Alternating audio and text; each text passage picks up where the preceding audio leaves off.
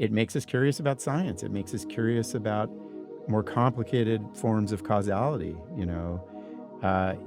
It makes us curious about the change and evolution. And at the end of the book, Awe, I try to pull it all together and say, what awe does is it awakens us to this systems view of the world, that everything is composed of systems, of interrelated processes that are working together. Sociological systems in society, economic systems, systems of sounds that make music, and systems of life and causal processes of biological forms. And I think that's true, that's the core to awe, is it gives us that. It says, don't think so narrow and analytically, think holistically in terms of these big systems that are theories about life. I'm Brandon Vaidyanathan, and this is Beauty at Work, a podcast about how beauty works in our world and shapes the work that we do.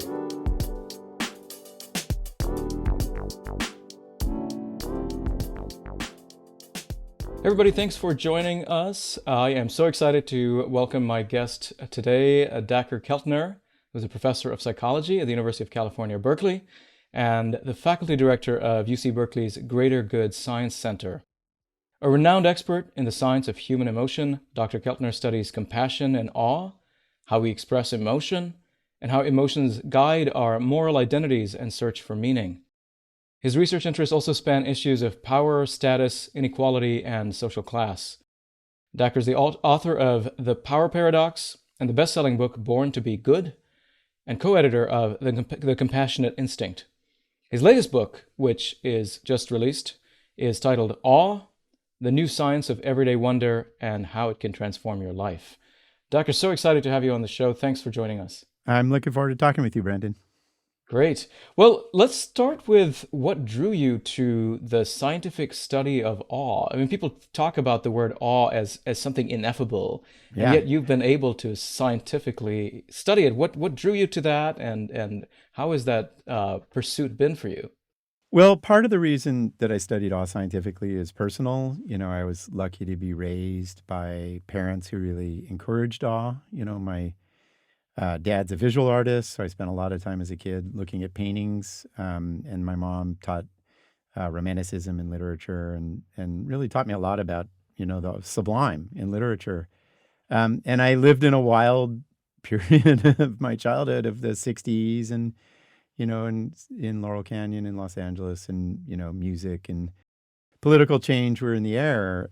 So it was just part of my early childhood. And then what drew me to it more recently scientifically was the kind of the Darwinian effort to understand just the evolution of human emotion, that we have these amazing emotions, they're part of mammalian evolution, we can measure them with vocalization and facial expression and physiology and how they change our relationship to the world. And it was almost a privilege to use these tools of science to try to understand, like you said, Brandon, what's so ineffable, awe, and see what we could learn about it. Yeah. Well, let's talk about what awe means. And so some people use the words awe and wonder and even beauty interchangeably. Can you tell us a little bit about what you, as a psychologist, how do you see these terms, and how would you define them? Yeah, there are a lot of, related states that we have to make sense of. So awe is the feeling of encountering vast mysteries that you can't make sense of with your current understanding of the world. Wonder is more of a mental state or an epistemological state that follows awe. You have an experience of awe. I'm astounded by an earthquake or somebody's kindness. And that kicks into gear a lot of cognitive activity, wonder, like, how could that happen? How do I explain that? How do I make sense of it? How do I update my knowledge structures? Beauty has long been a relative of awe, just like horror. And, Edmund Burke and Immanuel Kant, many people in the past 300-400 years and earlier have been trying to differentiate the awe we feel in nature or listening to music versus beauty. And Burke really got it right, that beauty is more, it's softer, it isn't so in relation to vast things like awe. It's a little bit more affectionate, right? Some music that's beautiful just has a different feel to it. It's not so dramatic like, Beethoven or U2 or the Sex Pistols or what have you. So it's just softer. And then we have to differentiate awe from fear and horror, which are really about peril and death and destruction. And awe is really just about what is vast and mysterious and how I make sense of it. And I'll say, Brandon, just it's hard scientifically to separate awe from beauty, and your question is very on point. And I'd really recommend your listeners look at the work that I've been lucky enough to do with Alan Cowen, Cowen, really new kinds of what we call data-driven approaches, gathering faces and voices and experiences in response to all kinds of stimuli. And you can really pull apart awe from beauty and fear and horror and terror, which is encouraging. Fantastic. What has surprised you the most about what you've learned through your research on awe? Yeah, a couple things, that really caught us off guard. One, we surveyed people around the world. Awe, the most common source of awe is not religion or spirituality or even nature for the most part. It's the moral beauty of other people. And that just kept surprising us, that, we stereotype awe in the West as a nature emotion. In a lot of cultures, it feels religious. But really in our everyday experience, it's other people's kindness, and their courage and their ability to overcome obstacles. The other one that really surprised us is we did these diary studies, in China and Barcelona and Japan and other places, At the end of every day, we'd ask them, like, did you have an experience of awe, something vast and mysterious? And 2 to 3 times a week, people reported an experience of Wow. awe. And I was like, what? I thought you have to hop on a plane and go to some remote place to feel awe. That's right. And Climb a there's mountain or two. Yeah. yeah, and it's what we call everyday awe, that it's around us. Yeah. Yeah. Yeah. No, that's really fascinating. Do you find that there are cultural differences at all in the kinds of experiences that characterize awe, or anything at all that you find that varies, or how universal is this? It's, I think that a lot of our data suggests 60% universality. There's a core structure to this experience in terms of how we vocalize and its meaning and what feels vast. But there are really robust cultural differences, Some cultures are more nature focused, like the United States. Other cultures are more social focused, like China, where they feel awe towards great teachers, right? Um, Awe really varies in the sense of agency, where in the West, Western European cultures or Western European subcultures within the West, they feel a greater sense of agency within awe, as opposed to more East Asian cultures where it feels more, you know, circumstantial or forces beyond human agency. We have funny findings showing in the West, in Western European parts of the United States, awe is more self-generated. So people are awestruck by, like, man, I did so well on that test. Right. I am awesome. And that was kind of embarrassing. Like, come on, there's more to awe than you. But that was surprising. So yeah, it's just the old story of, like, there's so much that's core to it, that's just human, and there's profound variations. And then finally, we're starting to find that awe, for some cultures, it's much more threatening. Awe is positive around the world, but for hierarchical cultures, religious cultures, there's this sense of threat, judgment, peril that's more prominent. Wow, that's really fascinating.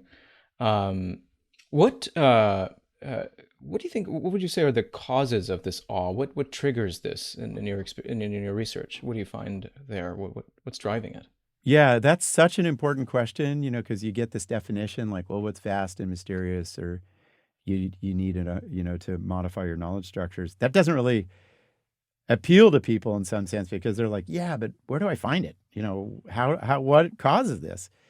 And we actually did a lot of work that we're starting to, get out into the published realm.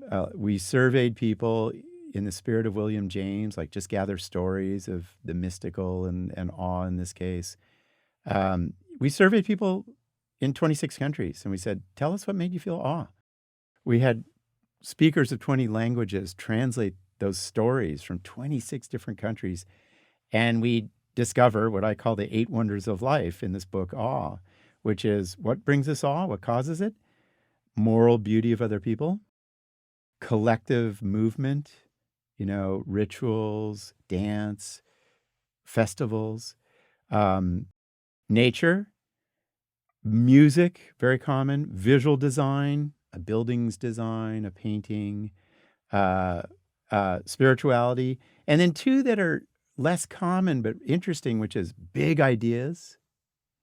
Like, it's interesting, Brandon, have you been moved by a big idea where you're like, God, I can't believe Right. this idea?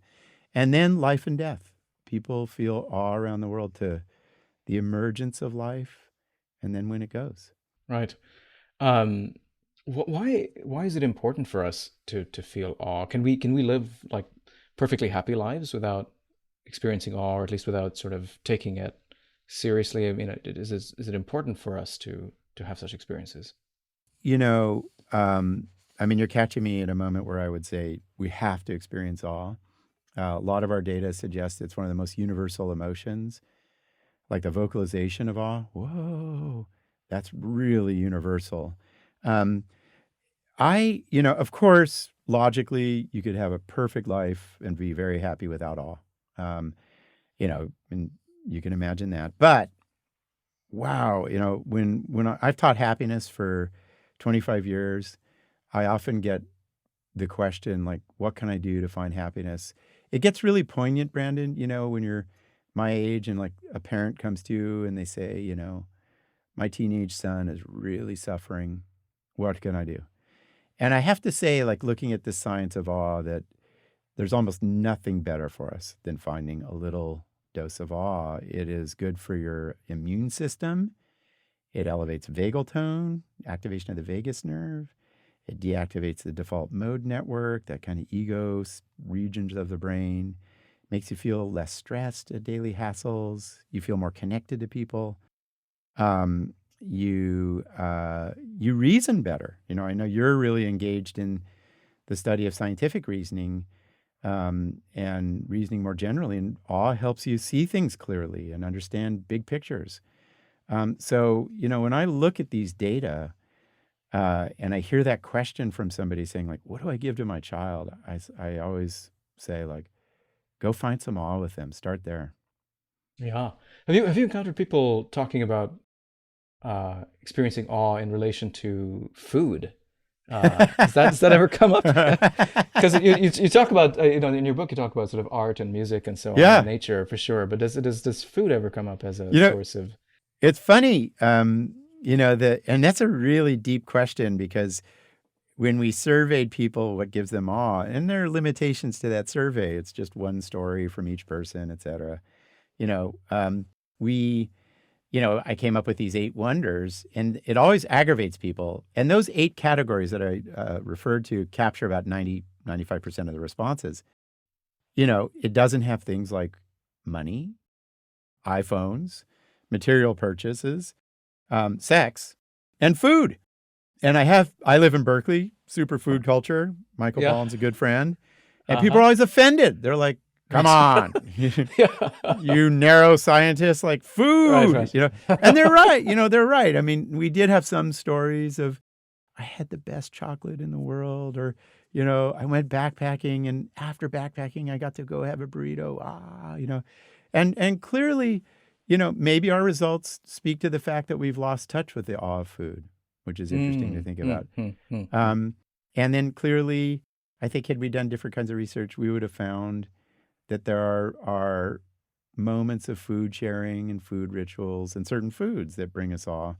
But it wasn't a real common one, so I don't talk about it. And I apologize to those of you out there who love food. So Yeah, no, I was really curious about it. So some of the work I've been doing more recently is talking yeah, to people about encounters with beauty in their childhood. And yeah, invariably there's stories of sort of some experience of tasting something someone's grandmother made or whatever that yeah, was just this powerful transcendent experience. And yeah. so I was really curious about that. Well, I think that's what, Edmund Burke was getting at, this idea that there are these sensory pleasures of beauty, a beautiful face, a rolling hills landscape, certain kinds of flowers, and certain tastes and senses.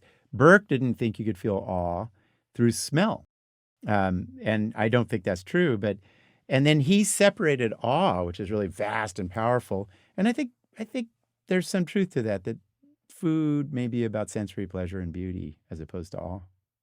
Yeah, yeah. I've been thinking of, I grew up Hindu, and I'd go to temples, and so there's such sensory experiences that you have, the sort of incense that's really strong and sort of really sort of ethereal, and then you always get this prasad, which is a sort of a very usually very sweet, intensely sweet, um, offering that's given to the gods, and then it's sort of a, Indian sweets are just very, very sweet. So for me, my early memories of encountering awe in relation to something spiritual and to the sublime even are tied to that sort of experience of smell and food and sort of very. No, and remember, the modern world has lost touch with that, and the idea that food would be embedded with a spiritual culture, like in Hinduism.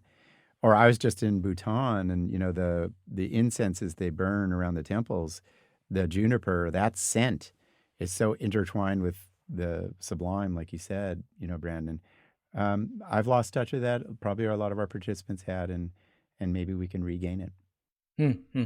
Well, let's talk about science and scientists. How might experiencing awe facilitate scientific inquiry? You've done some work on awe as a scientific emotion. Yeah, it is. And the best example, I mean, you start talking like you are seriously to scientists, and you and I are scientists, and it's like awe is part of that story. Darwin uh, and Frank Soloway got me to this, who's a Darwin scholar. He really grasped his theory of evolution through awe. And there's at the end of Origin of Species, there's this passage where he awakens from a dream by a river, and he sees this tangled bank of life. And there are all the forms of natural selection there, of growth and decay and death and natural selection. And he's like, oh my God, this is the theory that accounts for life and evolving life. And how awe helps with science is it opens our minds, and that's been found. It makes us curious about things. Um, it it humbles us. We've got data on that. Jennifer Stellar, like awe makes us humble. Like, man, I don't understand everything. And more specifically to science, Sarah Gottlieb and Tanya Lombroso and I, like, it makes us curious about science. It makes us curious about more complicated forms of causality. It makes us curious about the change and evolution. And at the end of the book, Awe, I try to pull it all together and say, what awe does is it awakens us to this systems view of the world, that everything is composed of systems, of interrelated processes that are working together.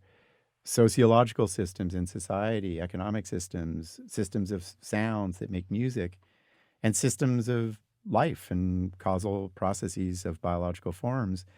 And I think that's true, that's the core to awe, is it gives us that. It says, don't think so narrow and analytically, think holistically in terms of these big systems that are theories about life.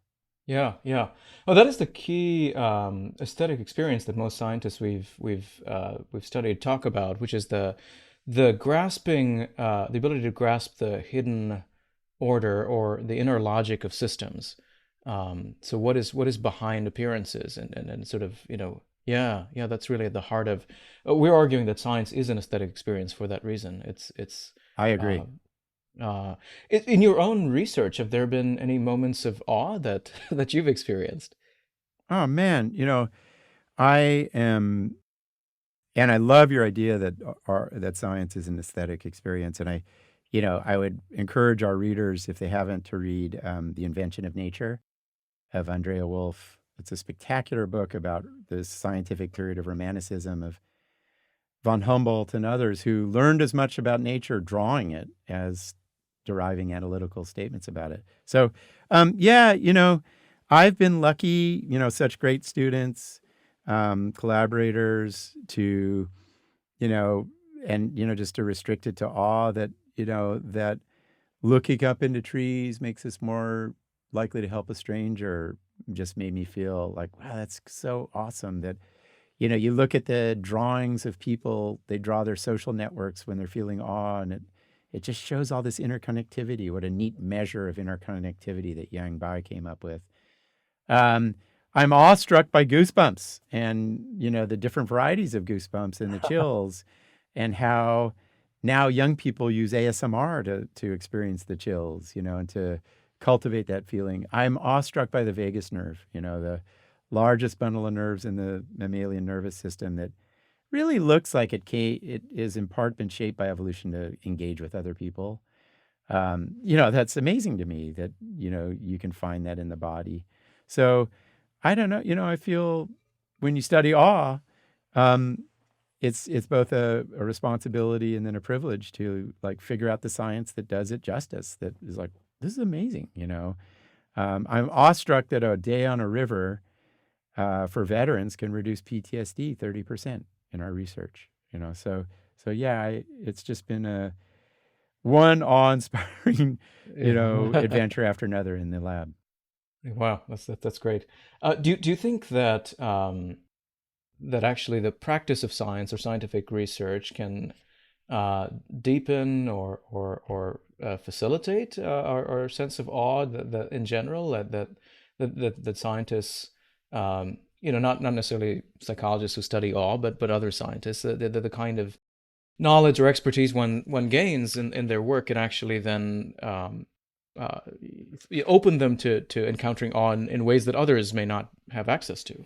Yeah, I think that, I mean, we do science for many different reasons, right? It's a vast endeavor. People do science to make money and advance their standing in the world, but also out of curiosity. One of my favorite examples is Newton and Descartes freaked out about rainbows. They were just like, how in the world do rainbows exist? Right. And they literally did some of their best physics, color theory, math to understand how it is that when light bends through water molecules, it turns into rainbows. So that's curiosity and wonder that leads to a new view of the world. And I think at its best, the scientific endeavor is about awe. It's about, I don't know this. I have these cool tools, sophisticated tools. I can understand a phenomenon. And just like you said, I have an aesthetic experience of seeing of what underlies the perceived world. When I studied facial expression, learned how to code faces, all of a sudden I saw so much in the face I didn't know existed. When we study human vocalization and all the ways in which we convey different emotions with the voice, I was astounded suddenly to hear things differently, like music, right? And I think a lot of scientists feel that way, that, the scientific method of deep observation, putting aside bias, opening your mind, and like you said, look for these big systems underlying what we perceive. It can be awe-inspiring and make you almost spiritual. So I think that's a terrific question, Brandon. I hope you study it scientifically. Right. I know you are. That's yeah. Well, among scientists anyway. So we're trying to figure out, yeah, the role of awe, at least for the. It's one of the things we do find is that there seem to be a couple of different pathways through which awe shapes engagement in scientific work, and one of them seems to be through wonder, as you're saying, sort of spurs them on to want to know more. But there's also a kind of another path which seems to be more kind of actually to some degree disengages them, and I don't know if that's sort of uh, a sort of a more contemplative path. Does it sort of somehow make you pause and sort of rather than driving you forward, makes you want to go, whoa, what's going on here, and to even savor and to rest in what you've experienced. And I wonder about what you think about the relationship between awe and action on the one hand and contemplation on the other. Yeah, I we don't know a lot scientifically about that. And you know, I try to stay close to what we have found with replicable science. But all does, and we've used the word destabilize. Like I think Darwin was destabilized by everything that he was observing in many different realms that said, the world wasn't just created, and that was it. It's always changing. And it took him 30 years to start writing and publishing his books.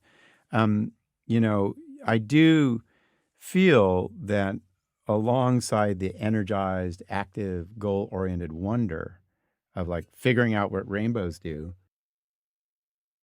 and how they work, there is this deeper contemplation, and I think you're wise to use that word. Like, how is it that you can account for all these different organic forms for Darwin? How is it that you for a lot of people can account for just inexplicable experiences, things that you've seen or heard? And I think that that will be a very interesting area in this world.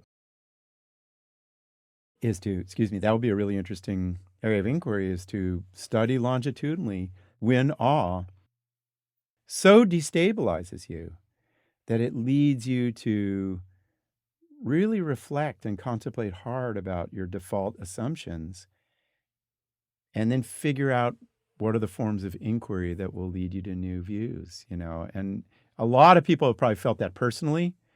I felt it losing my brother. I was like, I just still felt him around me. So how can I make sense of his continued presence? And I think it'd be interesting to chart that scientifically. Yeah, thank you.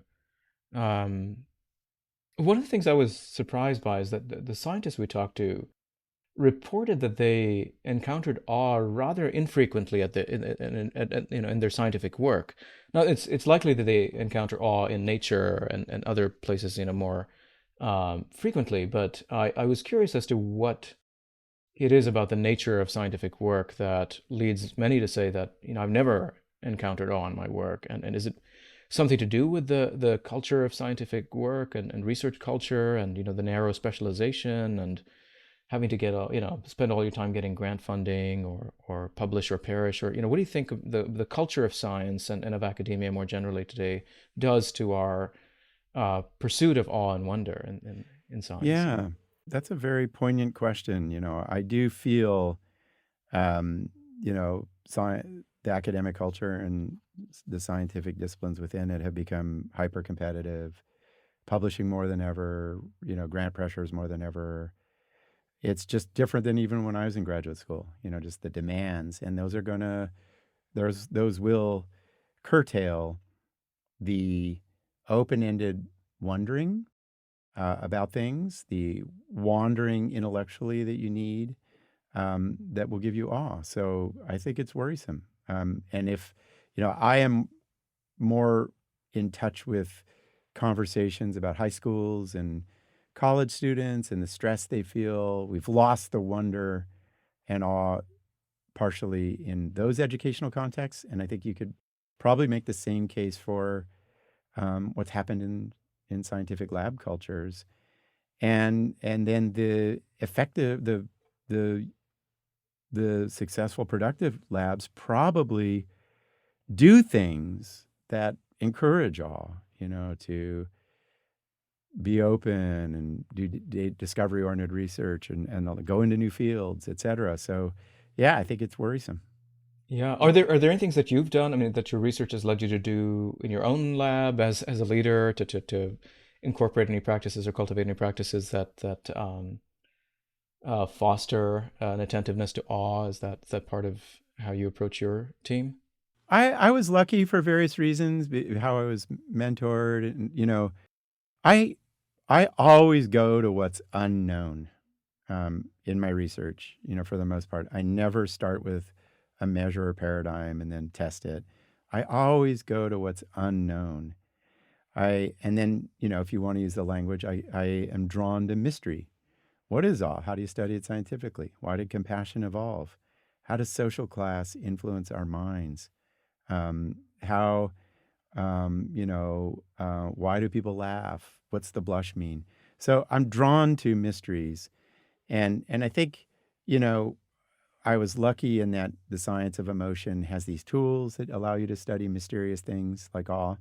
But that's the first principle for me in science in our lab is like, what's unknown and what do you find mysterious and care about? And then that's what you should study.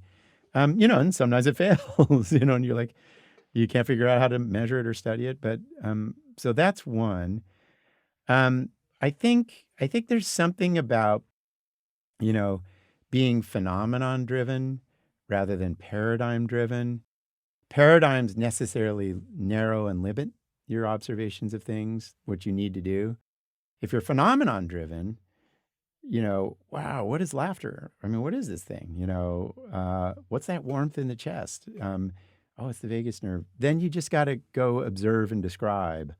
And so I think there's something about that that helps with keeping awe alive as well.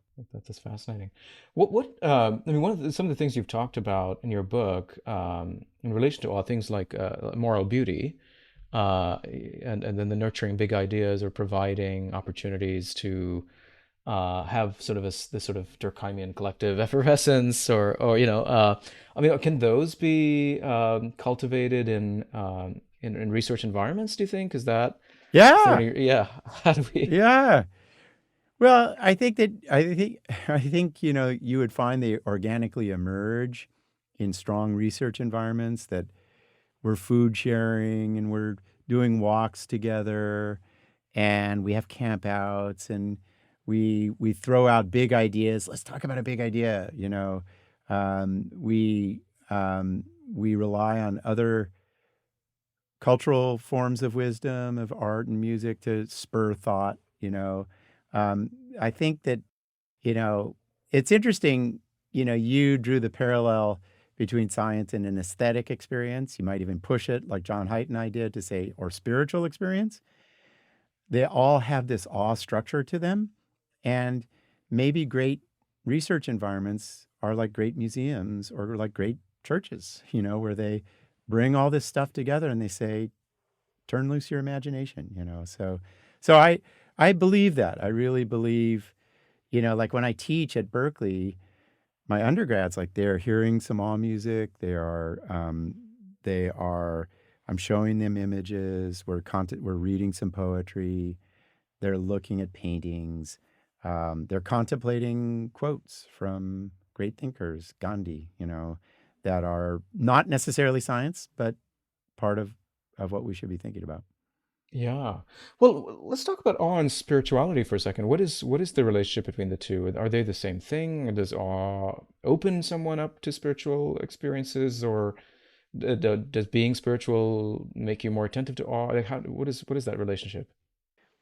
Ironically, we don't know that much, and that's, we should know more. Um, I, the if you, and this was challenging for me to write in the book because I'm not, I've studied a lot of spirituality, but I haven't had big mystical spiritual experiences. I wasn't really as religious at all. Um, and I really took, but when we gathered those narratives from around the world, people write a lot about spiritual experiences with the encounters with the divine, the primary and good in the universe and what's spiritual or spirit. And I think to your question, there's a form of awe that is spiritual, and we call it mystical awe in honor of William James, who said, the core to religion, like Durkheim felt, like Emerson in some ways, like a lot of indigenous traditions, is the feeling of being in relation to what you think is the divine, what's primary and good and transcendent in the universe. And people, 81% of American survey research finds feel that. And some of them feel it in the church or reading a sacred text. A lot of people feel it vis-a-vis nature, like this is spirit, right? And so awe is one of many spiritual emotions, right? You could feel horror or bliss or love or compassion, but awe is this like, I am in relation to what I think is the spirit of life. Do you think that there are sort of preconditions for people to be open to experiencing awe, or to even allowing awe to turn into sort of this sort of spiritual openness, or are there conditions under which people would say, well, I'm not going there. I feel this, but I don't really want to go where this feeling is going. I want to shut this down. Have you found anything of that sort? Yeah, I mean, one of the preconditions, no one has that I know of has studied this really well, Brandon, and it's a terrific question, which is that I think Piercarlo Valdesolo has a little bit of evidence that experiences of awe make you more likely to see almost supernatural type patterns in the world, systems that are supernatural that organize reality. Um, but that's not quite getting to your question of like, are there these conditions in life that make me open to mystical awe and becoming spiritual? Psychedelics produce awe and make you have spiritual experiences, right? But we don't know yet, does that persist, and do you become a more spiritual being, believing in, these divine forces? Another precondition to think about that's interesting is just in general, people are really open to experience, curious, and love big ideas, and they tend to feel more awe. And maybe people who are open to experience tend to embrace spirituality more. So we don't know. Maybe people growing up in a more traditional religious context, a Hinduist context, a Christian context, maybe they are more spiritual through awe. Um, and that's why the science of awe is useful, right? It starts to help us provide accounts for these big questions like the one you just asked.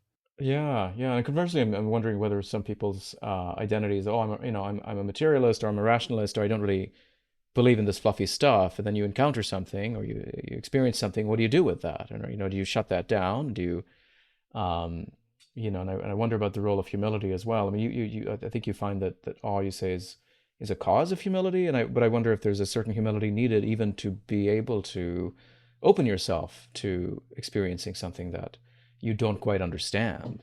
And that's you're pointing to all these great hypotheses, and I hope our audience appreciates that's why we talk too, is to have open-ended hypotheses, which is there are a lot of scientists who are atheists. There are a lot of scientists who believe in spirit, and maybe awe is the separator, that those scientists who are open to awe, they suddenly see, wow, there's a spirit in the brain that's beyond the neurons, and lots of deep experiences of awe for me have made me more open to that. That like, wow, maybe the biological account of things just doesn't do it all. So, Right. Well, yeah. I mean, it reminds me, I very, very recently met Richard Dawkins and had a wow, 2-minute conversation with him, and it was fascinating because he now essentially considers himself spiritual, no way. because of experiences of awe, where he's profoundly moved by music and poetry in ways that he can't quite account for. Still hates religion and hates God and thinks it's Of bad and course. evil, but at least there's this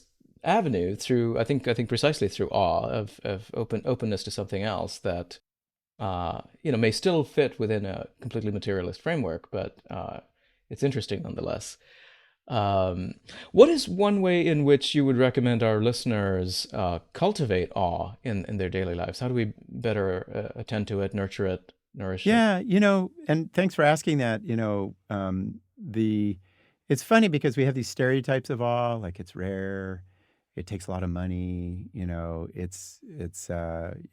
takes really extraordinary things, and our work shows all of those are just stereotypes that actually it's common, it's around you, just open your eyes, and so we've tested a lot of these. You can go on a walk looking for awe, and you'll enjoy many of its benefits. You can just contemplate people who really inspire you morally. That will benefit you. For me, Gandhi or Toni Morrison. You can listen to music with intention, right? It's an interesting.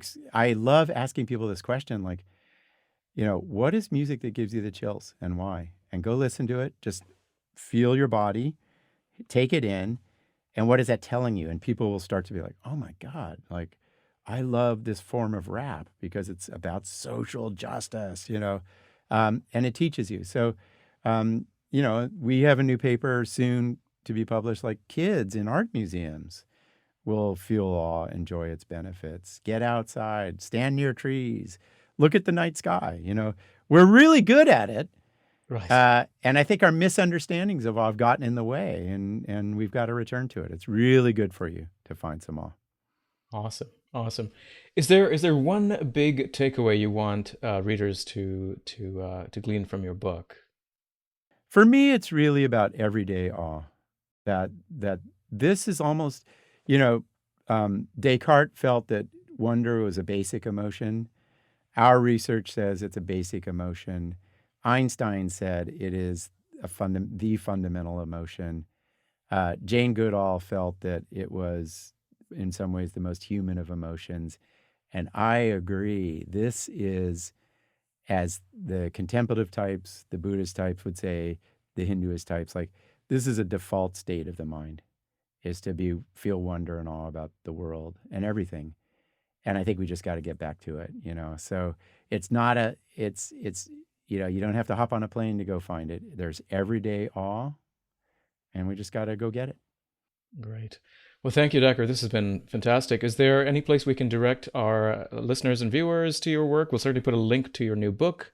Yeah. Any other places we can direct them to? My website, dacherkeltner.com. Okay, perfect. Well, thank you. This has been such a pleasure. Oh, for me too, Brandon. Thank you for the incredible work you're doing. And I will be thinking about science as an aesthetic experience. It's a great idea. Great. Thank you. Hey everyone, thanks for watching. If you liked that video, please hit that thumbs up button and share it with your friends. Also, please take a second to hit the subscribe button because it really helps us out. Thanks.